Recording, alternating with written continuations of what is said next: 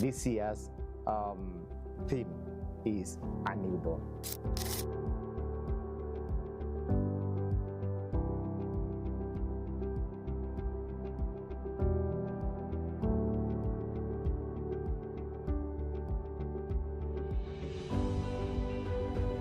See you there. Na karibu.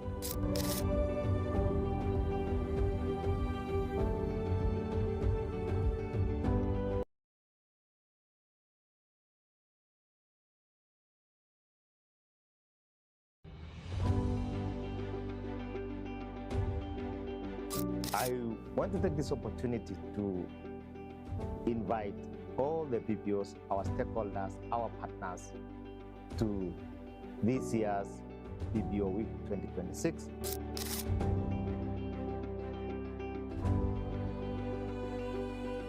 That will be happening in Nairobi, KICC, from April 13 to 18.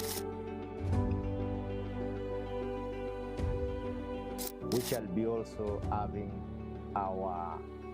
the same in our regional offices of Mombasa, Garissa, Nakuru, Kisumu, and Eldoret.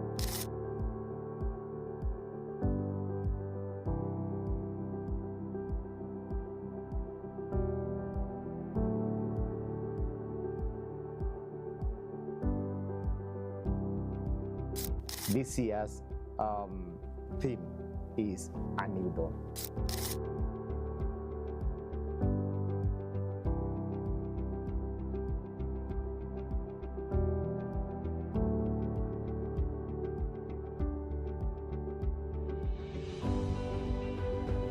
See you there. Na karibu.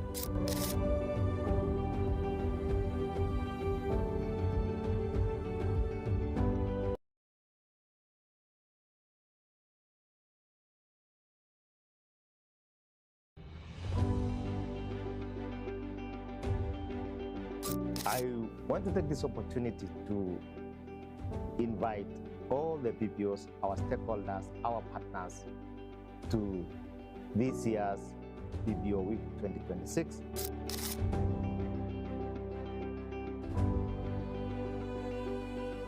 That will be happening in Nairobi, KICC, from April 13 to 18.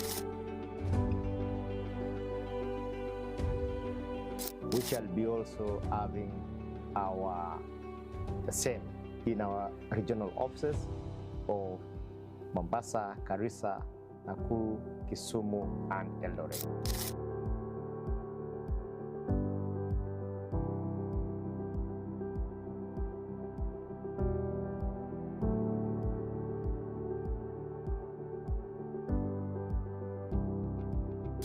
This year's theme is a new dawn.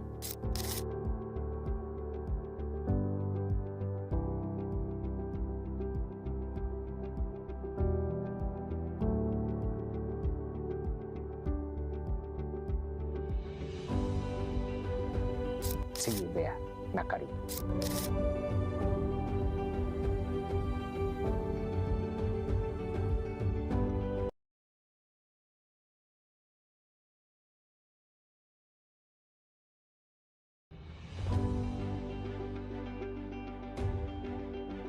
I want to take this opportunity to invite all the PPOs, our stakeholders, our partners to this year's PPO Week 2026.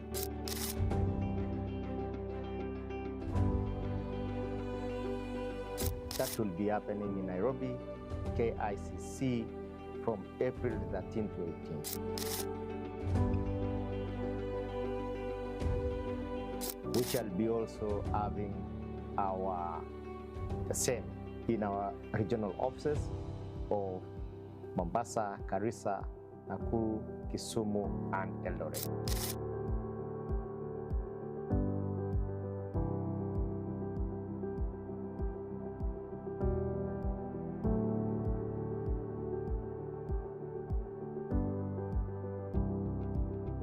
This year's theme is a new dawn.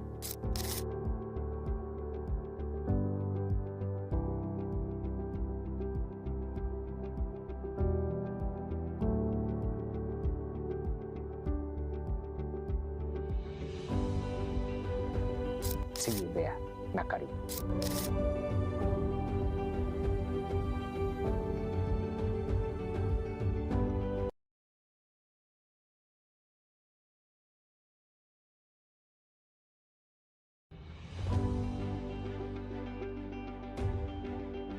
I want to take this opportunity to invite all the PPOs, our stakeholders, our partners to this year's PPO Week 2026.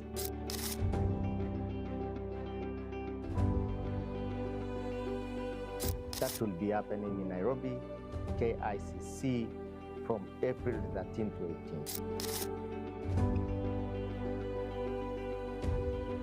18. We shall be also having the same in our regional offices of Mombasa, Garissa, Nakuru, Kisumu, and Eldoret.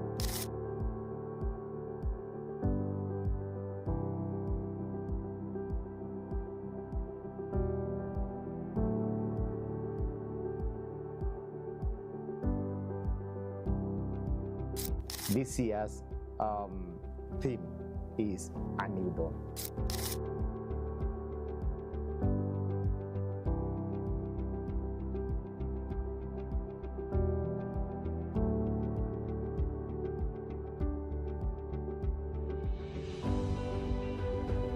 See you there na karibu.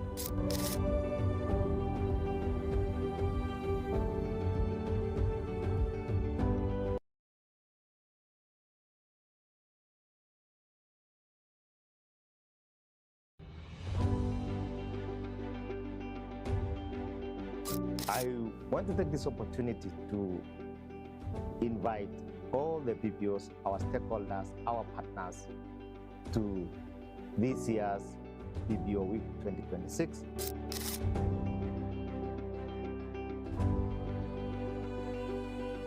That will be happening in Nairobi, KICC, from April 13 to 18. We shall be also having the same in our regional offices of Mombasa, Garissa, Nakuru, Kisumu, and Eldoret.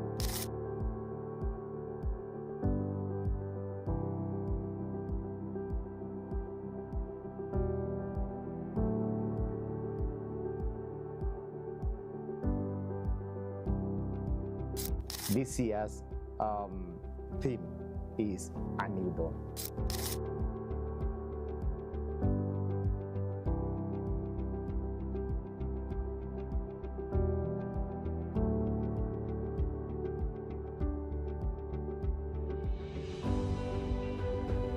See you there na karibu.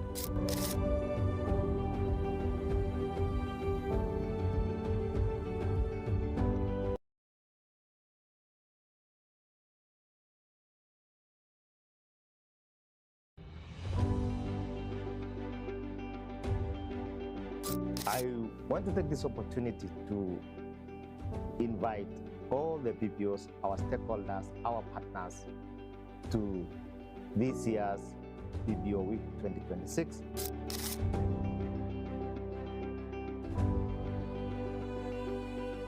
That will be happening in Nairobi, KICC, from April 13 to 18. We shall be also having the same in our regional offices of Mombasa, Garissa, Nakuru, Kisumu, and Eldoret.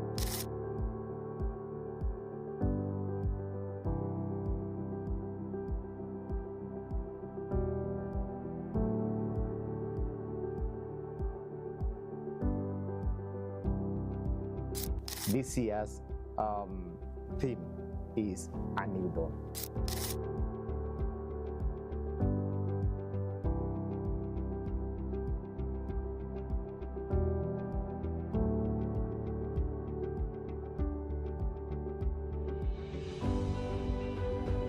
See you there na karibu.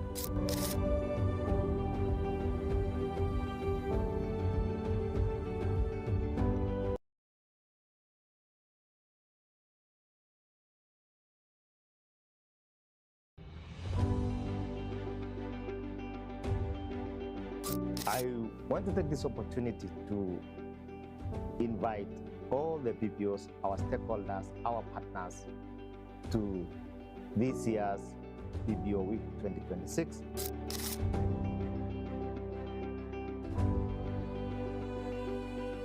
That will be happening in Nairobi, KICC, from April 13 to 18.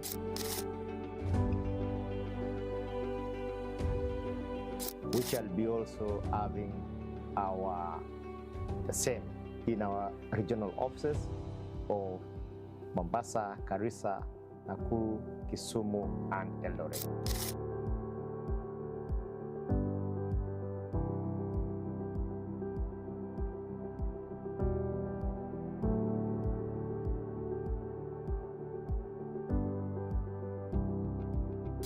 This year's theme is A New Dawn.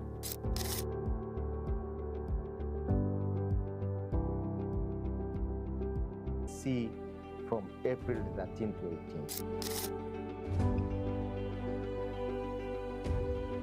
18. We shall be also having the same in our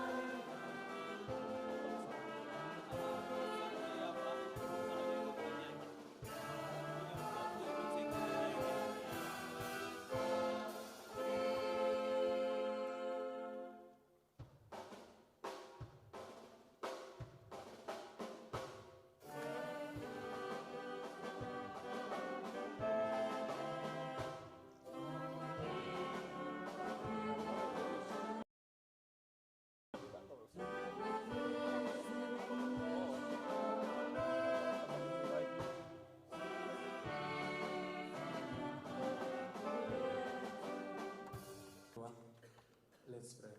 Bismillahirrahmanirrahim. Alhamdulillahi Rabbil Alameen. Ar-Rahmanirrahim. Malik Yawmiddin. Iyyaka na'budu wa iyyaka nasta'in. Ask of your presence to be with us during the deliberations. We thank you for this nation, we thank you for the presidency, and we thank you for the First Lady. And we ask of your blessings to be upon. We may kindly take our seats. Your Excellency, the 4GW CEO Pibora, to give us some welcoming remarks. A warm hand for him.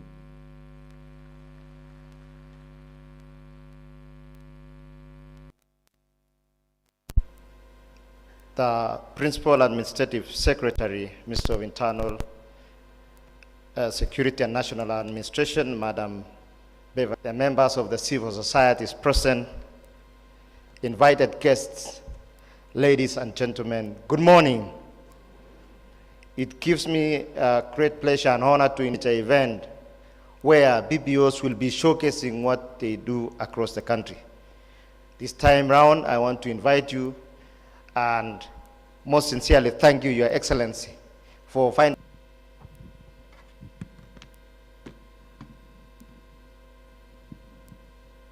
So thank you very much, Your Excellency, and our distinguished guests. Let me take this opportunity, therefore. PBO regulatory authorities, and fellow colleagues. It is a pleasure and a privilege to be here this morning, and I thank the PBO Regulatory Authority, an Irish NGO that works in partnership with local and national organizations across contexts in Africa, Central America, Middle East.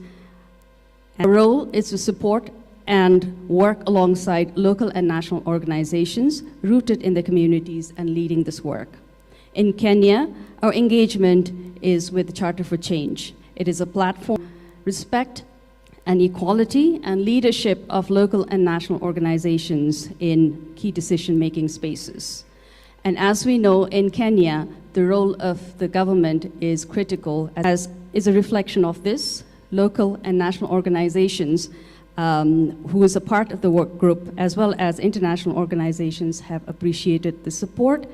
This has contributed to a more enabling environment. We have the Chief Program Officer, Mr. Mark Laichen. A round of applause as he comes. Thank you so much. Good morning, Your Excellency, Mr. Cabinet Secretary. And now, really from that platform, have been on the world stage. Our CEO, Kennedy Odede, won the 2025 UN Nelson Mandela Prize for SHOFCO's work and example global members. And we're now working and skilling more than 100,000 young people per year, as well as other areas. But as we do this, we know that SHOFCO, like all PBOs, need to partner with government ID. And we're so grateful for the efforts the government has taken to make that more easy. That every young person can get access to SHA benefits. That every teen mum can get back to school and get the education that they deserve. That every sexual violence case that's identified in the community, maybe PBO or civil society, is prosecuted in court. The community, maybe PBO or civil society, is prosecuted in court. And so we welcome support, partnership with PBOs here, but also we are so grateful and look forward to keep working hard with the government on this together. Thank you. As you can see that as we talk about the public benefit organization space, it's about community development, it's about partnership, and that brings everyone together, the government, the community, and the rest. So I want to thank our partners for that. Thirdly, we are honored then to have from WWF, Chief Executive Officer, Mr. Jackson Kiplagat. A round of applause as he comes to address.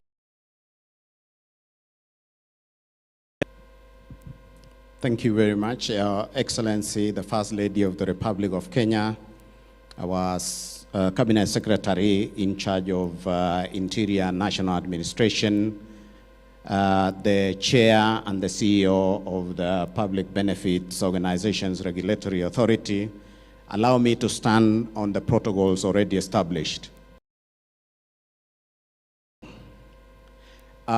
We are here today because we are enjoying the privileges and the opportunities granted by the government of Kenya to contribute to national development.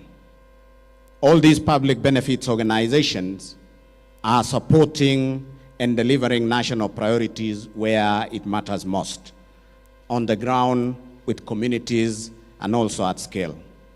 At WWF Kenya, communities and the private sector, we are restoring forests in our water towers, we are securing our wildlife corridors, and we want communities to turn conservation into livelihoods improvement. And our legacy reminds us that this is possible. Many years ago, in the 1960s to the 1970s, WWF helped to acquire 51 hectares of land around Lake Nakuru National Park. And this is what it is now, Lake Nakuru National Park, which is about 177 kilometers square. We recently have supported about 6 counties to be able to put together their spatial plans and supported their spatial plans laboratories. This is what public benefit conditions provided by government. So let's use this week to be part of our commitment to deepen our collaboration, to align with national priorities, and to deliver lasting impact. At WWF, we give you as government and partners commitment to be able to advance this to ensure that we achieve our national ambitions. And Your Excellency, we have been part of this 15 billion strategy, and we are pleased to have supported the Mama Doing Good to be able to develop its strategy as well. Thank you very much.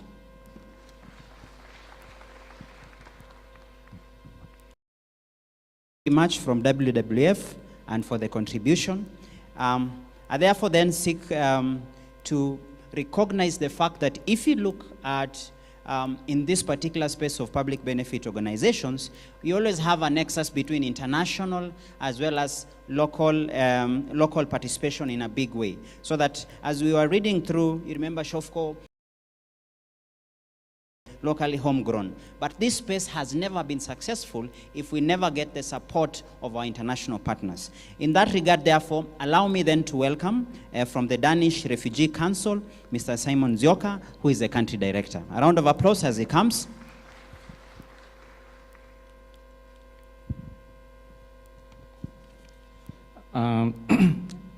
Chief guest, Mama Rachel, allow me to ride on the protocols already established. The Danish Refugee Council covers all aspects of refugee issues based on humanitarian principles and human rights. The overarching mission of the Danish Refugee Council is to assist and protect refugees and also the host communities in the Azores, empowering them towards a better future.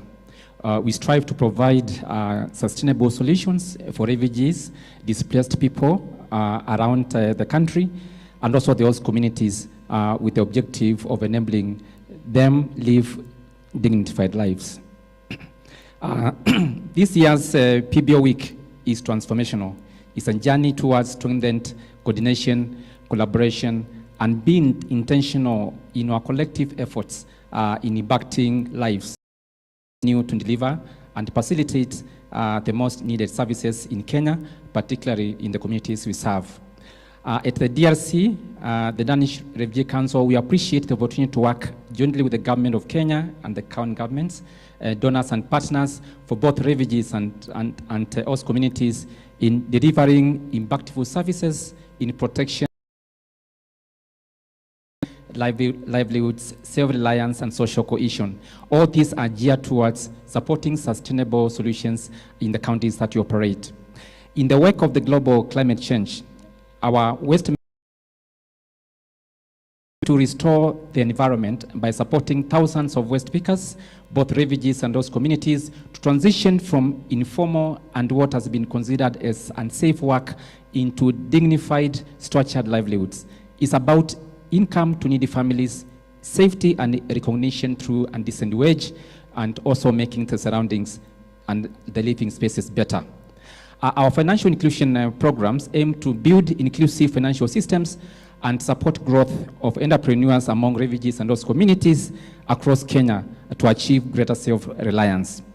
As I conclude, I want to say that the power of collaboration is critical. Strong partnerships between the government of Kenya, donors, private sector, and civil society form the foundation of our community's sustainable solutions. This is the spirit of the Shirika Plan, and we together can achieve. As DRC, we celebrate 70 years since our global services in delivery of humanitarian and services in Kenya, in countries like Kenya, and we reaffirm our commitment to stand with Kenya in building inclusive systems that protect lives, strengthen livelihoods, and together ensure no one is left behind. Thank you so much. May God bless you. Asanteni sana. A round of applause. And we want to sincerely the diversity of our areas of concern and collaboration. What is constant in every speech that we get here is a question of where do we bring the collaborative efforts of both the government as well as the public benefit organization space. And in that regard, I'm happy when you talk about inclusivity, because that seems to be the theme. If you look at the economic agenda of the Kenya Kwanza regime from 2022 has been a question of inclusivity, whether financial, whether representation, and what have you. And in that regard, therefore, allow me, therefore, to then give this opportunity to Manyoito Pastoralist Integrated Development Organization, which is represented by the head of program strategy and partnership, and I had gotten the name, whatever the name wrongly at first. She goes by the name is Anne Samante. Karibu. A round of applause as she addresses us.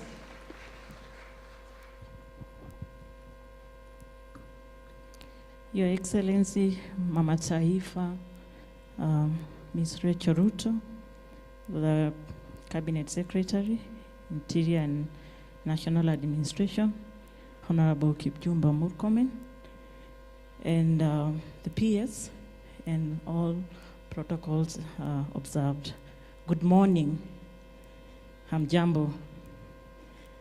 Yes, just to correct my name, yes, my name is Samantha, Pastoralist Integrated Development Organization. We were established in 1996 and then registered as counties in Kenya, and also went beyond Kenya to also the regional level, where we also backbone. So the reason why we came to be is because of the land issues when it comes to our communities. And the land for us is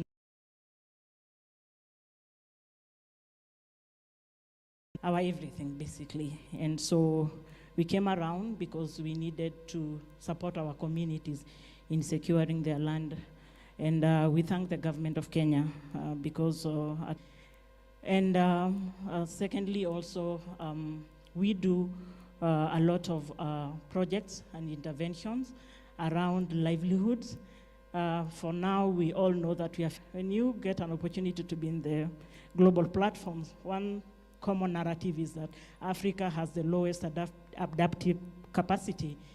And the question would be if Africa in general has the lowest adaptive capacity impacts of climate change. And so our interventions around climate change, around livelihoods, with women at the center, because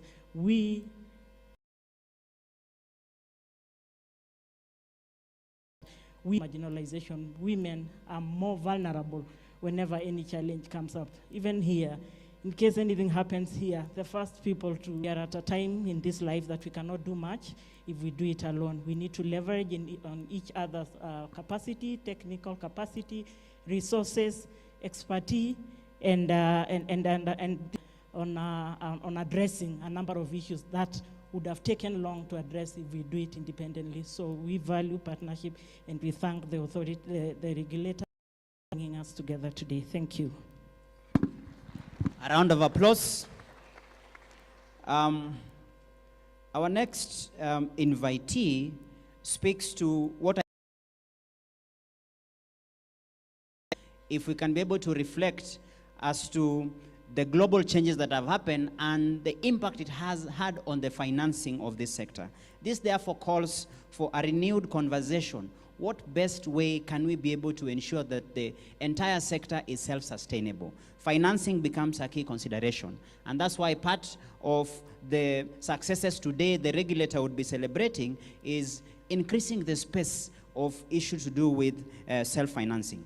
I therefore wish to invite from the Cooperative Bank, the head of commercial banking, quickly, Mr. Bernard Osoro, just 2 minutes to be able to give his remarks. A round of applause. Thank you. Your Excellency, the First Lady of the Republic of Kenya, Mama Rachel Ruto, Cabinet Secretary, Minister of Interior and National Administration, Honorable Kipchumba Murkomen, the Chair, Bora, the CEO, good morning.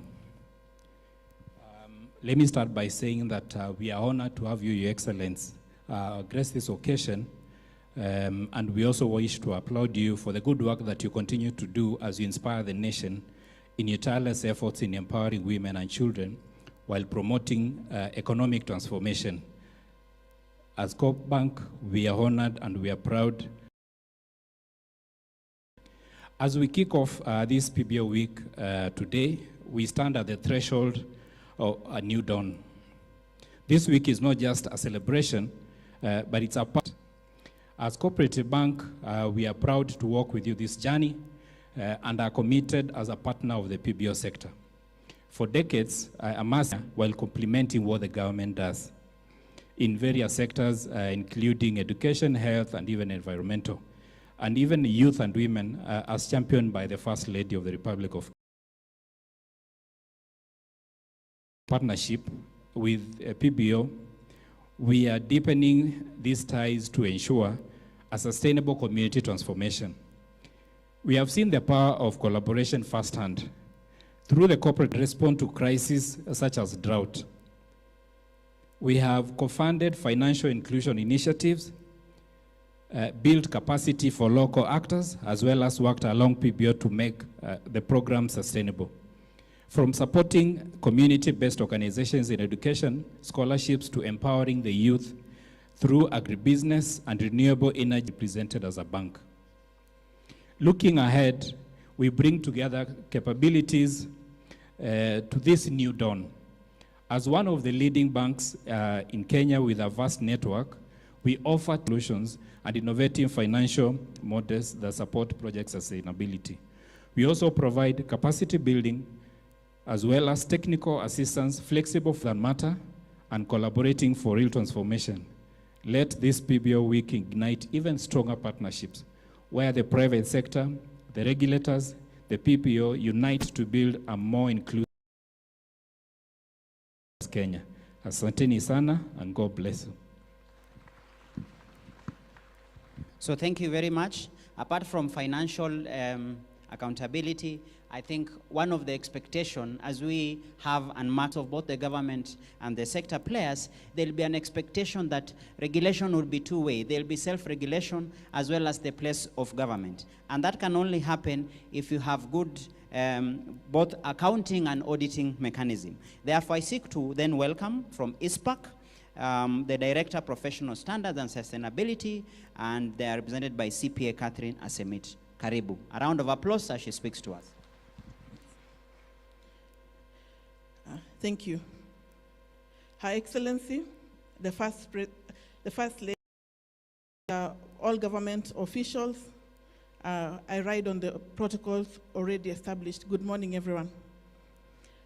So I'm here to speak on behalf of ISPAC, which is the regulator of the accountancy profession in Kenya, established under the Accountants Act.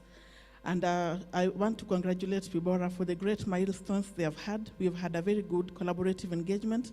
And the key points of engagement is mainly on ensuring transparency and accountability, especially in reporting. The first front, of course, is on financial reporting, where we have been able to create a transparent and uniform way that's going to assist all entities in terms of reporting within that sector. We also have been able to work very well in capacity building and training speakers.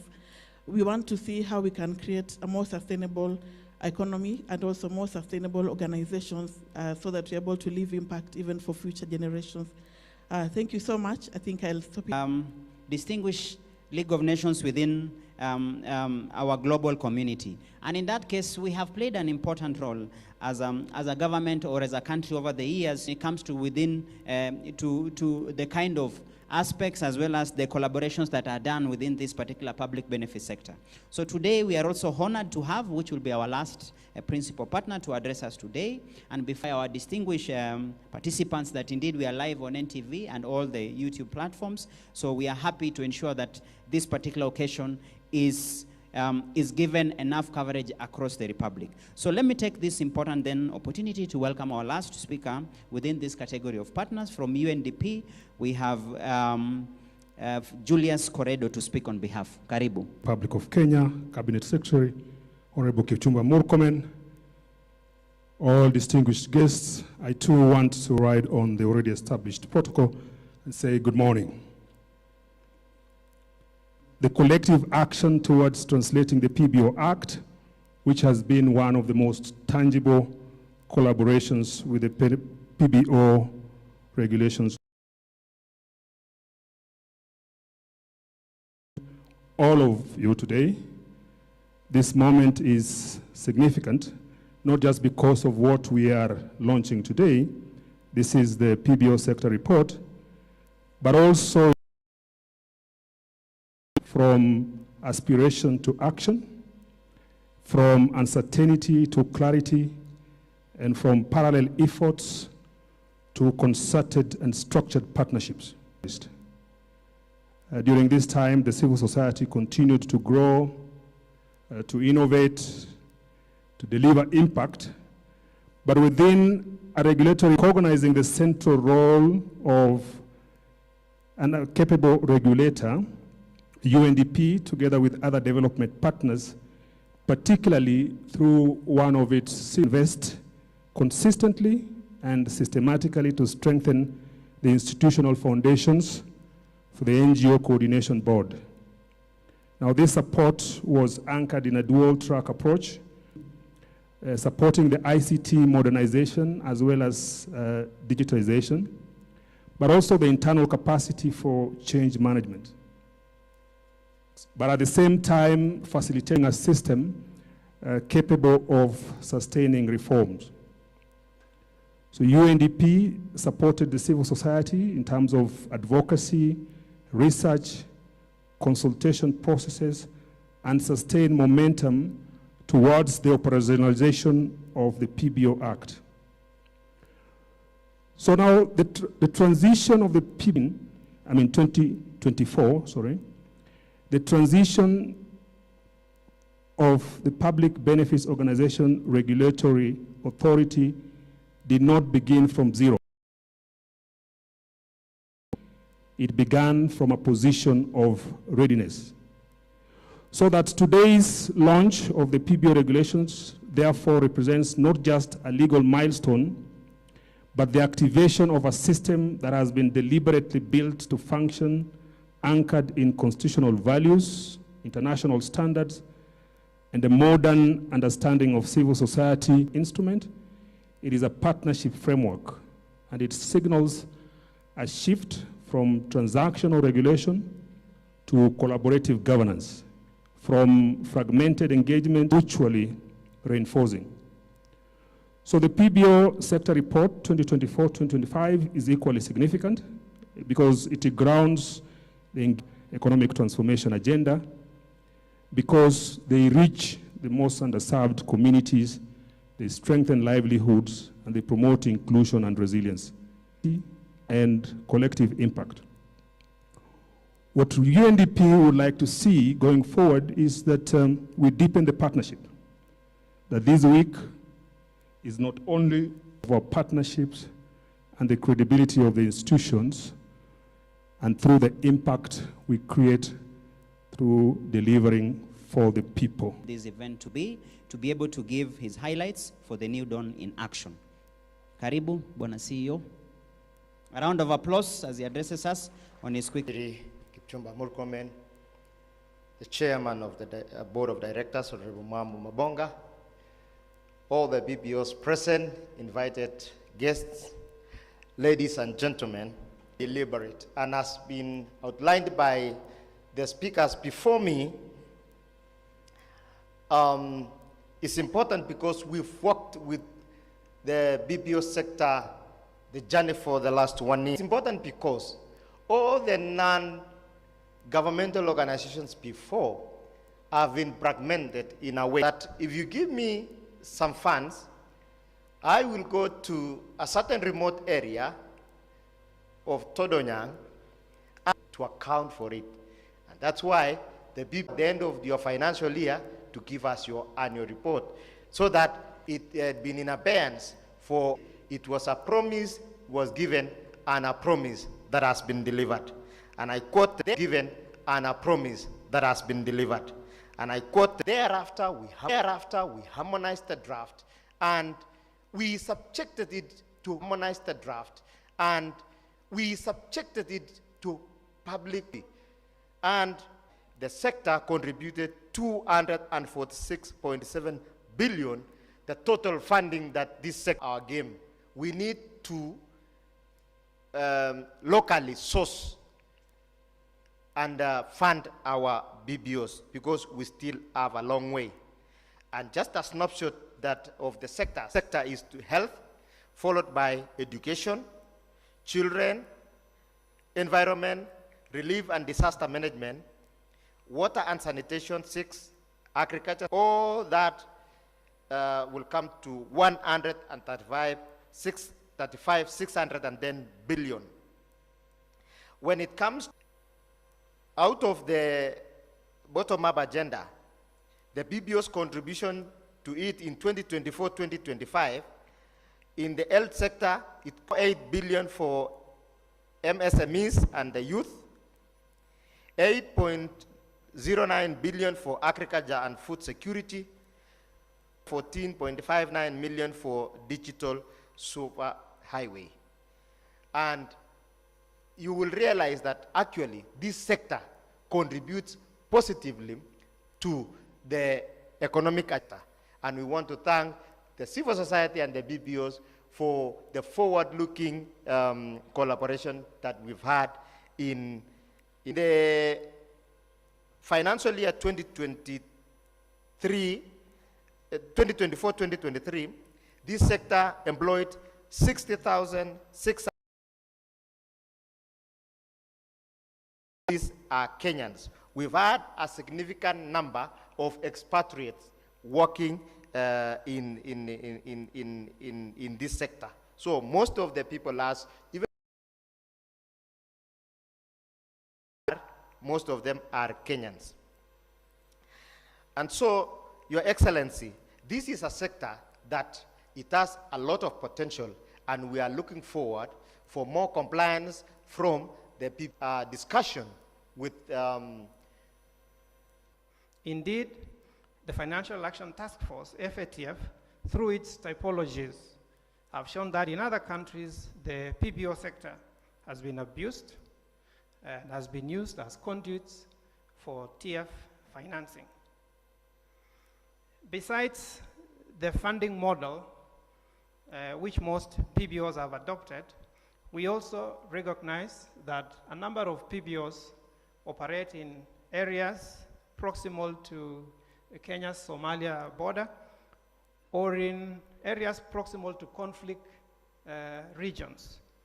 And again, therein lies the vulnerability, that's the risk by exploitation or for exploitation by malevolent actors. So as we embrace this new dawn, let's also take cognizance of those vulnerabilities and the existing vulnerabilities in the sector. And it is indeed a call or an opportunity to strengthen the integrity, accountability frameworks for sustainability of the sector.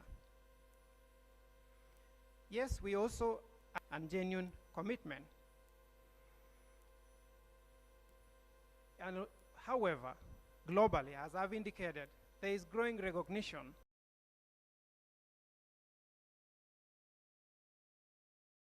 are exposed to abuse by terrorist organizations, particularly in terms of use of those structures for unlawful ends. And this is not a reflection and to safeguard against exploitation and abuse by the terrorist organizations. As the DG of PIBORA to peer review in 2021, that's mutual evaluation, and FATF identified certain strategic deficiencies within the NPO sector. Most of those deficiencies have to regulate or to monitor at-risk NPOs. In addition to that milestone, the country has also or did assessment, and the findings of that assessment were shared both with the public and private sector and the private sector. And that risk assessment, in a nutshell, the standards. In addition to that, the FATF standards require countries to identify organizations which fall within the definition. I'm happy to report that that has since been done. The definition in the NPO Act or the PIBORA Act does indeed conform with the FATF standard being implemented. What FATF requires is for the national authorities to monitor and legitimate activities of those entities. Chief Guest, I would also like to share that as of today, we have made great strides in that we have complies with those standards, with the FATF standards which I have alluded to. But again, let me state that legislation is not enough.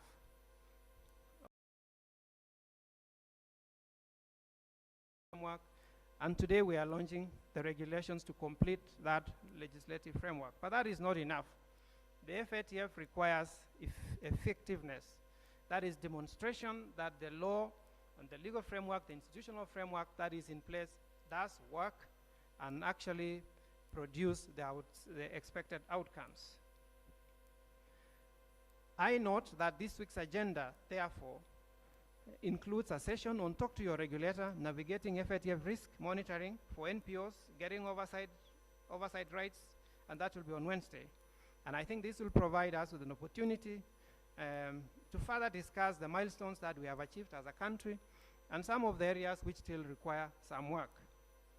So while we have made significant progress as a country in enhancing the MLCFT CPF framework. Again, as I've said, we still have some work that needs to be done.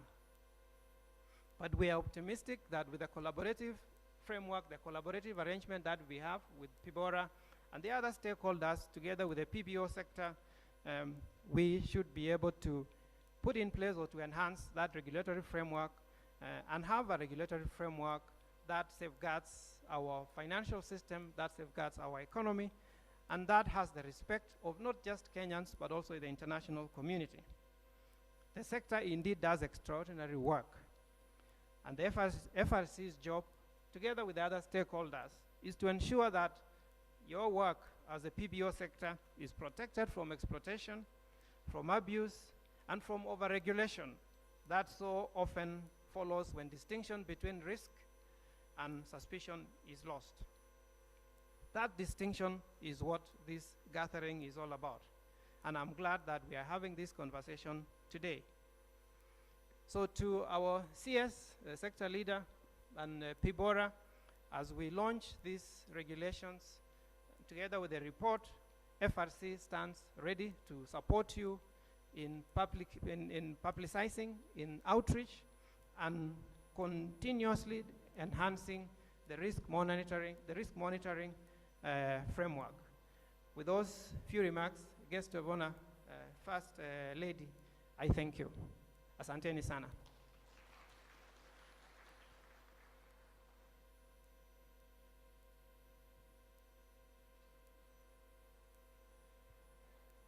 Your Excellency, as I will be calling the next speaker to sit down, I want to thank you very much because you are one of our stakeholders. At the authority, we know that you are our stakeholder number one, and we want to thank you because when we reached out to you to create this occasion, you really supported us because we know your heart, about your empowerment efforts to women and children.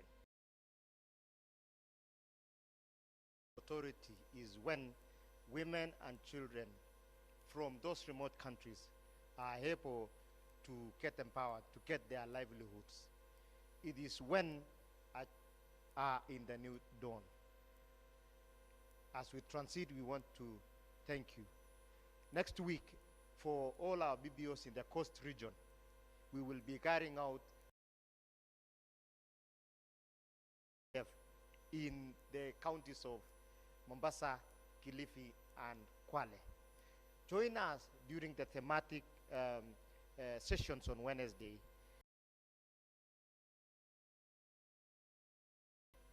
Turkana, Nakuru, Eldoret, Garissa, and Mombasa will be there on Thursday and Friday for the PBO week. With those very many remarks, I want to thank all of you for these remarks and continue the program from there. Thank you very much, and God bless you.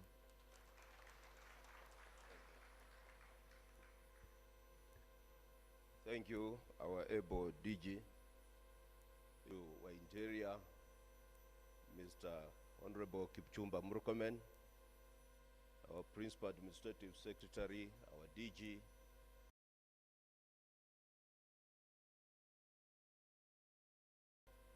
good morning. God is good, and all the time. Your Excellency, through where we've come from and the journey we've walked to be where we are. From the beginning, I want to appreciate you and be with us the whole of this morning. It's not something we can take for granted. Mheshimiwa Waziri, this journey with your peers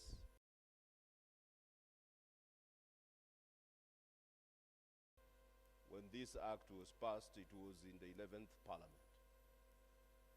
That is a journey of we are getting almost to 15 years. So we need to ask ourselves, what was the problem? From the time the President made a promise during campaigns, he made a commitment, which you've been told. We remained passive for 1 year. But from that time, we had to see where we are not doing well. As Waziri, when you came into the office, Your predecessor had done already the groundwork, and you enabled us to move with speed to get where we are today. Today, when we are talking of new dawn, when we are talking of transformative leadership during this transition, in leadership you will be told that transformation begins with yourself. For you to transform this sector, it's not about who is at the head. It's not about which minister is in the office. It's a personal responsibility.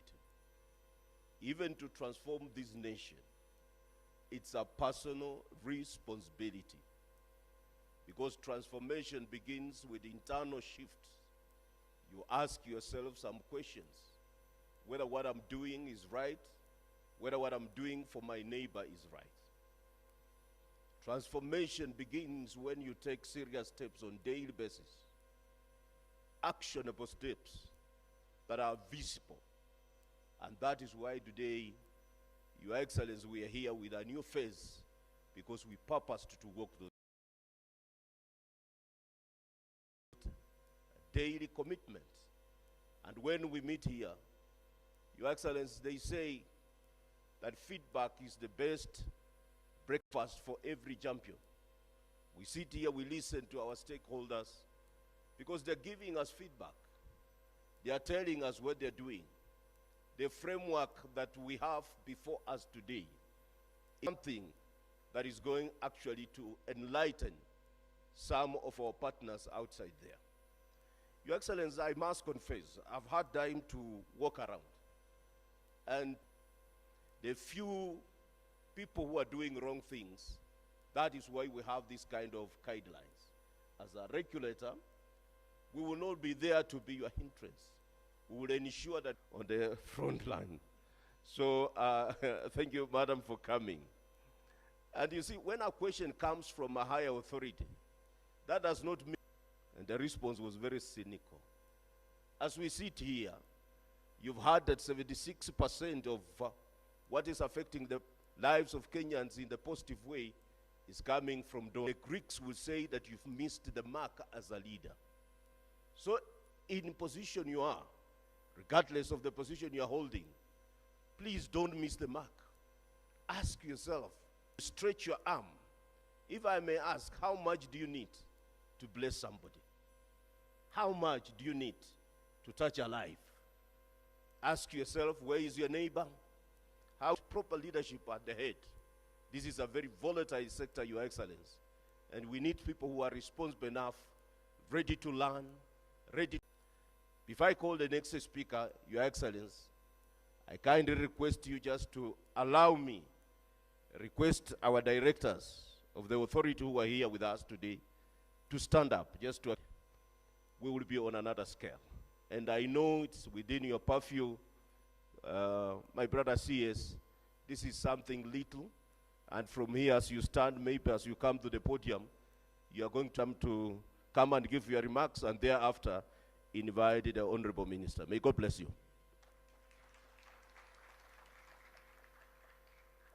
Of the Republic of Kenya and our chief guest today, Honorable Kipchumba Murkomen, our Cabinet Secretary for Interior and National Administration, the entire Public Benefits Organization Regulatory Authority Board and its fraternity, led by the chairperson, our DG, Board of Directors, and representatives of public benefit organizations present here today. Ladies and gentlemen, good morning. My name is Beverly Opora, Principal Administrative Secretary, the Principal Secretary for Internal Security and National Administration. During the launch of our PBO Week, the Public Benefits Organization Sector Report 2024-2025 and PBO Regulations 2026. And I bring his warm regards as he's engaged in an assignment within the country. Your Excellency and our Cabinet Secretary, allow me to begin by thanking you for your leadership and for presiding over this very important milestone for the public benefits organization sector. Your presence here today affirms the importance of an inclusive development agenda where government and civil society not only engage meaningfully, but work together. The journey of the PBO Regulatory Authority marks one of the most significant governance reforms in Kenya's civil society space. That moment began to take full effect during this administration and through His Excellency the President's leadership that saw the government operationalize the Public Benefit Organizations Act 2013, ending over a decade of delay and ushering in a new regulatory authority. I expected an applause. Today, the Public Benefits Organization Regulatory Authority stands as a modern regulator that is evolving from a relatively institution into a more responsive, accessible, and increasingly credible regulator within our government framework. The sector report that we shall launch today give practical effect to this vision. Ladies and gentlemen, as we enter this new dawn, I wish to reaffirm the commitment of the State Department that the sector operates in a predictable and enabling environment. To the authority, I congratulate you. I wish you a successful PBO Week 2026. I urge you to maintain the spirit of engagement that has brought us this far. To all our invited guests that have graced this occasion, a new dawn, we are very grateful. And to Your Excellency, Mama Rachel Ruto, the First Lady of the Republic of Kenya, asante sana for. Ladies and gentlemen, join me in welcoming Honorable Kipchumba Murkomen, our Cabinet Secretary for Interior and National Administration, to make his remarks, and Excellency, the Chief Guest, to give her keynote address and therefore launch the reports. Our Cabinet Secretary. Thank you, sir. Thank you thank you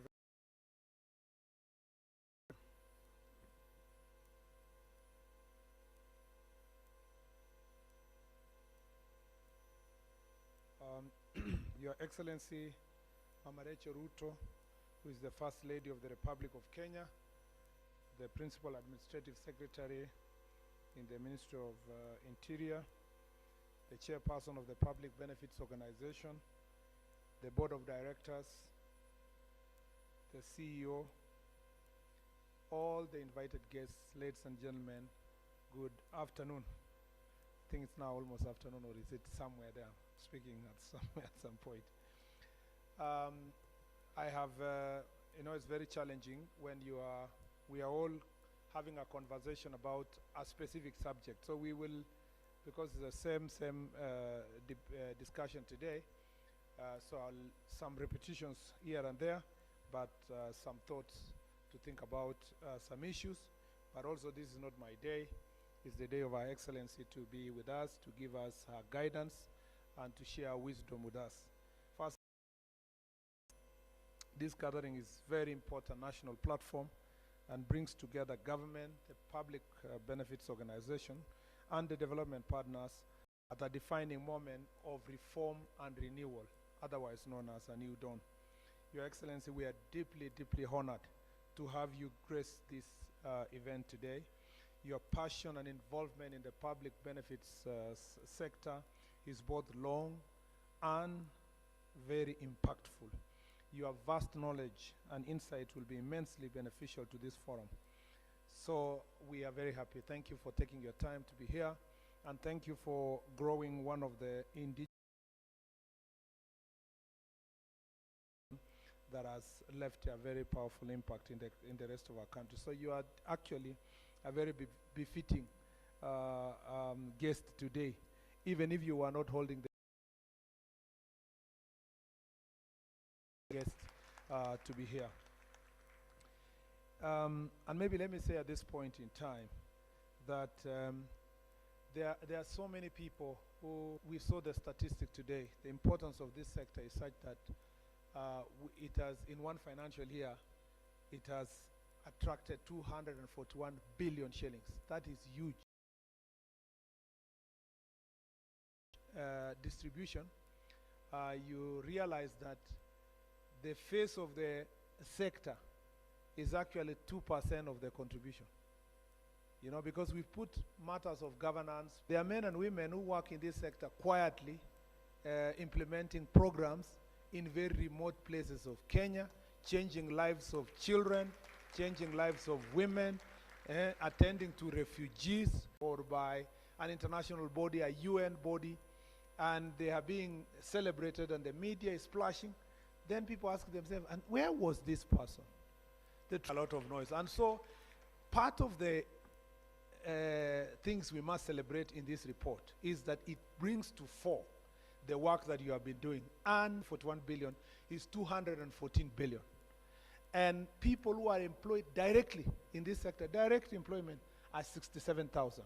So you are, do not, let me say this, I don't want you to tiptoe around as if you are begging from government. You are partners. You are making a contribution. You must occupy your space, and this is deserves being assisted. And let me say that since we run a ministry that has presence across the country and sector, please, as a matter of right, engage the county commissioner, the deputy county commissioner, the chiefs, the assistant chiefs, and from my office, I will give a directive to all these structures of government. An altar call. You spoke like a bishop. I know that was your other life. That is your other life. Not that was. That is your other life. And I want to thank also the CEO who has just come in office. He's a few months in the office, for his enthusiasm and passion. Your Excellency, the CEO, because we grew up together, went to Sunday school and went to camps and all that together, he thinks that, so I find him all the time harassing me in the corridors of my office about this sector every other day. And I have reached the stage where the Bible, there's a verse in the Bible where someone was harassing his friend. I've reached a stage where I said, give him what he wants so that we can have peace in this sector. And one of those very close conversations we're having was about digitization of this sector to make it more transparent and for people to access services digitally. I must confess here that as a result of the pressure that it has put in us, is both timely and instructive.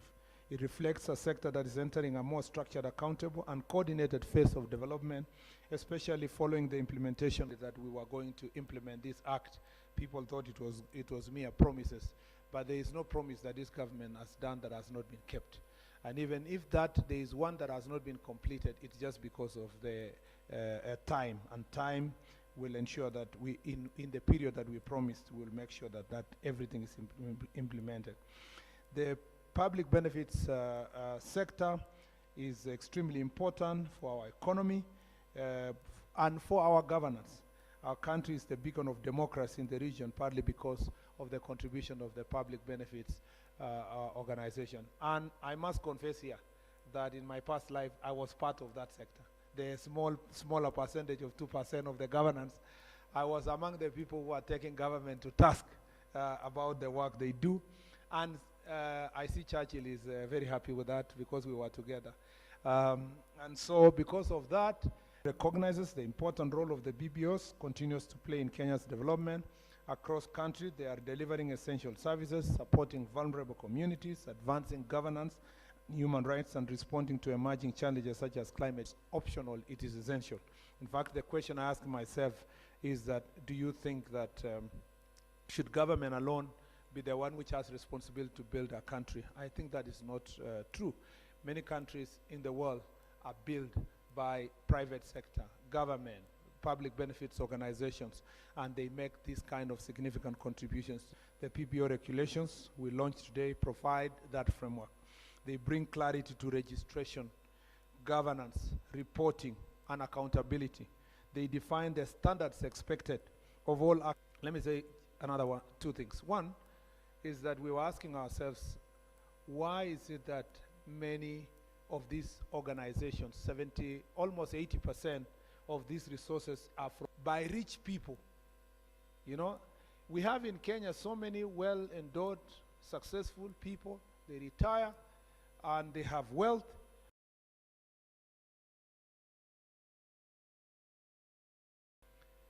And Harambes are not sustainable. In fact, I keep telling my friends that these Harambes we go to Changia Uyu for school fees, for bursary, for those people who have more resources organized. They will establish endowment funds, scholarships, and so forth, and they can be able to meaningfully give to society in a way that is transparent and recognizable by the people of Kenya. Therefore, let us ensure that this sector can attract funding from our own citizens and make it sustainable to support programs beyond just what we are. It is our responsibility with the launching of these regulations that by 13th of May 2025, all of us should have registered and be compliant with these regulations that were not given by government, but we gave it to ourselves through a robust public participation process. Public benefits organization must rise to the occasion. Compliance is no longer a matter of choice. It's a matter of responsibility. It is in this new era, compliance must be demonstrated through sound governance, financial accountability, and timely reporting. These are very important foundations that makes the stakeholders, the person who receives the money and the beneficiary, and the person who is giving the resources. We can attract far much more resources globally and locally if we are able to make sure that this law is properly implemented. The PPOA sector report, which we are also launching today, provides valuable insights, as I've said, and I don't want to repeat what has already been said. I'm trying to run away from some of the comments. Let me say that the challenges, Your Excellency, of a modern society are complex and interconnected. Partnership across government and PPOs and development partners, concrete commitments to compliance, accountability, and measurable impacts across the country. Let this week serve as a opportunity to provide enabling environment while ensuring that the standards are upheld. I want to challenge the chair and PBOA, being a Kalenjin and combining P and B and V. For some of us who went to a primary school where there was only one P, for both Benjamin, Pinsen, and everybody, there was only one P. But I just want to say that in this PBOA, Pibora, I think that's why everybody is running to call it Pibora. In the Public Benefits Organization Authority, I want to challenge you. Don't look at regulation as punitive. Don't make it look like it's punitive. It is facilitative. So I don't want at the end of 13th, we are told, oh, some organizations have been closed because they do not comply. We should go further and ask ourselves, could we have helped them to comply? Yeah, instead of saying, you know, we punish them not to comply. We should change our attitude to these are our stakeholders. How best can we help them to comply? Not looking for ways of ensuring they don't comply. You know, that's very negative. We must go positive. I have started such organization myself. Some failed on the way, others are still surviving. So I know it's not easy for someone to put together a legal framework, get a board, help people to run it, and so forth, get even an office. So it's important that we walk the journey together to help these institutions comply. The authority as a government agency has a greater role to protect the public good, including safeguarding the property of the PBOs, especially during this, the PBOs property must be protected during this transition period because we do not want to run into a risk of losing property in the course of shifting the new regulatory framework. For example, the authority should take an interest in asset inventories of the various organizations it has in its register, as well as the consolidated baseline data from those entering the new regulatory umbrella. I call upon all stakeholders to embrace this new phase with discipline, integrity, and shared sense of purpose. This is not just the beginning. This is not just the beginning of PBO Week 2026, it's the beginning of a new standard for the sector. As I said, we lead, for example, by example, the chair also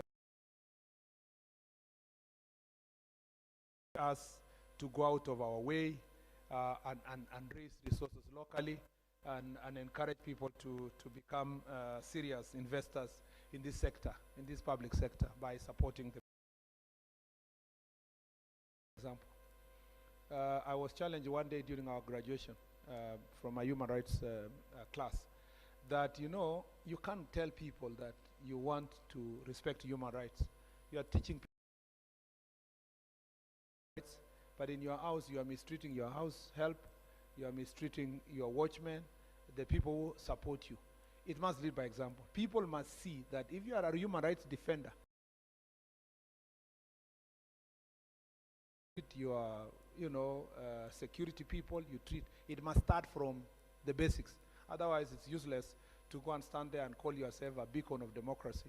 And even in your own home, you don't exercise an iota of democracy. Your wife cannot even speak in your presence. It must, and you're saying you are women empowerment. It must lead by example. Sorry to say all these things in the presence of Our Excellency. This is not my day. I will look for my own day so that we can come and have a conversation with you.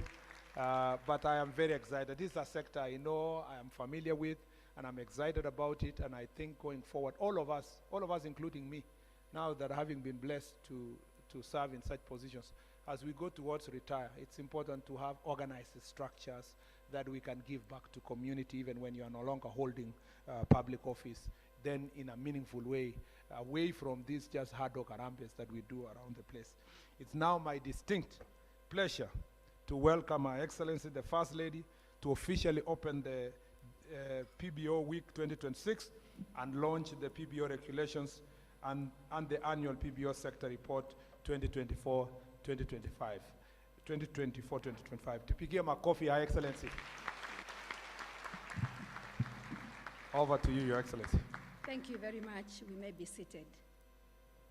Honorable Kipchumba Murkomen, Cabinet Secretary, Ministry of Interior and National Administration, Moses Mabonga, Chairperson of the Public Benefit Organization, Sector, Private Sector, and Development Partners. Ladies and gentlemen, good afternoon. There's a quiet kind of work that does not always make head. Reaching the unreached, of standing in the gap where systems are still catching up, and more often than not.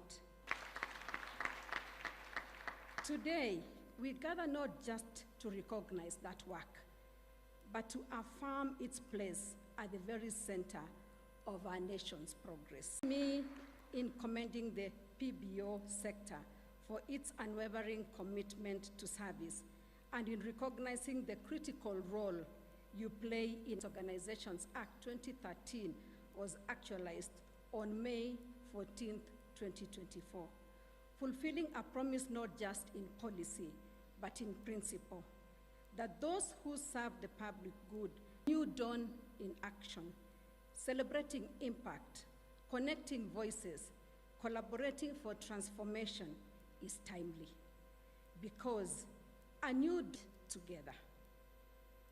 Public benefit organizations are not peripheral actors in development. They are central partners.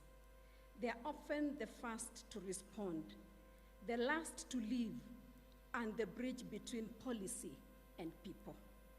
PPOs do not, and that is why the full rollout of the PPO Act is such a significant milestone. The PPO Act provides not just a framework for regulation, that sustainable development is not achieved in silos. It is achieved when government, PBOs, private sector, and communities move in alignment. It is achieved when we see partnerships not as an option, but as a necessity. It is achieved when we safeguard the integrity of the sector itself. And indeed, once said, alone we can do so little. Together, we can do so much. That is the spirit that must define this moment, because no single actor, no matter how powerful, can deliver transformation alone. Because even as we celebrate, we must remain vigilant. The strength of the PBO space depends on transparency, compliance, and the shared responsibility to protect it from misuse, including the very real risks of abuse for unlawful activities. This regulation is not a barrier, it is an enabler of legitimacy and long-term impact. Ladies and gentlemen, behind every program, every policy, every partnership, there is a life touched.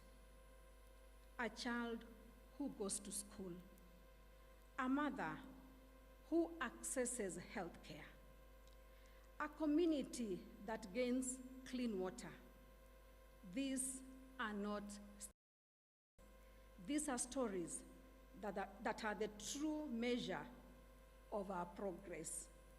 And as William H. Gates said, I have seen firsthand what happens when partnerships meet purpose.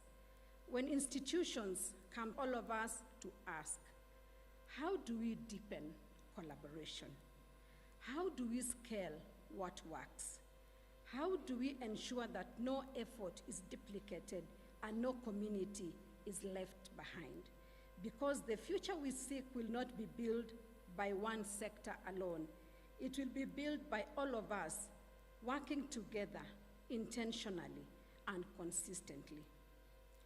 Let this indeed be a new dawn, not just in words, but in action, not just in policy, but in practice, and not just for today, but for generations to come. It is now my honor to officially preside over the Public Benefit Organizations Week 2026. Thank you, and may the good Lord bless you. Thank you. A round of applause again, ladies and gentlemen. We now invite you down here, Your Excellency, together with the Cabinet Secretary, PAS, the Board Chair, and the CEO, as we witness the launch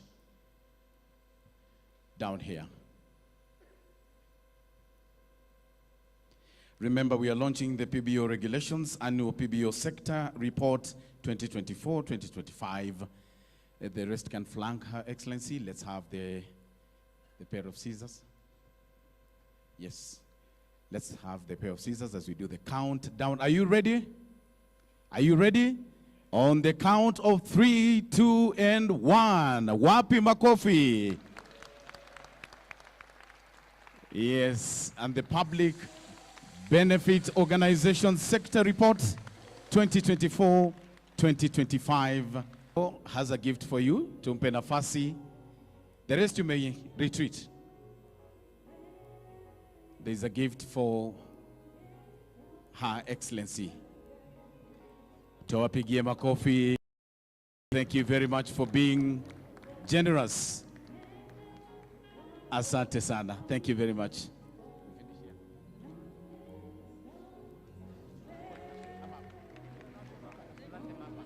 Thank you, DJ. Please, let's clear so that we may have the national anthem as we conclude, all of us. The national anthem of Kenya.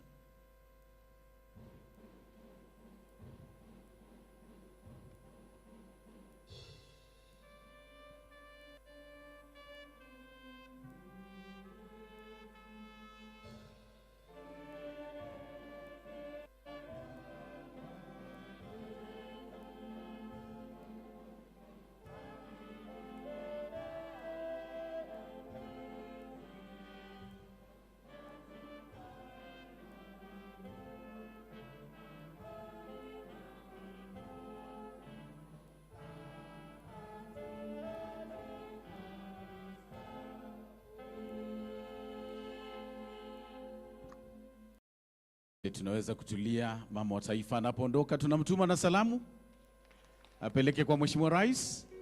Asante, Your Excellency.